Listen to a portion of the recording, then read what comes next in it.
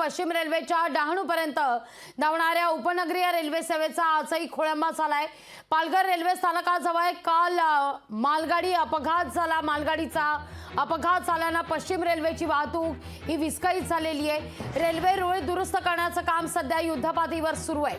Up आणि down मार्गावरील डहाणूपर्यंतची उपनगरीय लोकल सेवा ठप्प झालेली आहे, तर लांब पल्ल्यांच्या गाड्या देखील विलंबाने धावत आहेत। लोकल रद्द केल्याने लांब पल्ल्याच्या गाड्यांना डहाणू ते विरारपर्यंत सर्व रेल्वे स्थानकांवर थांबा देण्यात येणार आहे आणि त्यामुळे नोकरदार आणि विद्यार्थ्यांचे गैरसोय टाळण्याकरता पश्चिम रेल्वेने हा निर्णय घेतला असल्याचं कळतंय।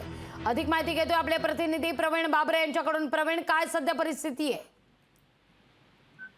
नक्कीच लागवी, आपण बघू शकतात काल संध्याकाळच्या सुमारास पालघर रेल्वे स्थानकावर एक मालगाडी आहे। या मालगाडीचा अपघात झाला। एकूणच पाहायला गेलं तर ही मालगाडी गुजरातच्या दिशेहून मुंबईच्या दिशेकडे जात होती आणि जे मालगाडी आहे ह्याच्या मालगाडीचे डबे आहेत, 7 डबे हे रेल्वे रुळावरनं घसरले आणि हा अपघात झालेला आहे। संध्याकाळपासूनच जी वाहतूक आहे ही खोळंबली गेलेली आहे। तर ज्या एक्सप्रेस गाड्या आहेत या गाड्यांना सुद्धा मुंबईच्या दिशेहून ज्या डहाणू किंवा गुजरातच्या दिशेने गाड्या जात आहेत त्यांना डहाणूपर्यंत थांबा दिलेला आहे। प्रत्येक एक्सप्रेस गाडीला डहाणूपर्यंत थांबा दिला आहे। त्याचप्रमाणे ज्या इथून सुद्धा मुंबईच्या दिशेने जात आहेत त्या गाड्यांना सुद्धा डहाणू ते विरारपर्यंत सर्व स्थानकांवर थांबा दिलेला आहे। त्याचप्रमाणे जे चाकरमाने आहेत त्याचप्रमाणे जे विद्यार्थी आहेत या विद्यार्थ्यांना सुद्धा याचा मोठा फटका पडलेला आहे आणि एकूणच पाहायला गेलं तर प्रत्येक स्टेशनवर आता मोठ्या प्रमाणात जे स्थानिक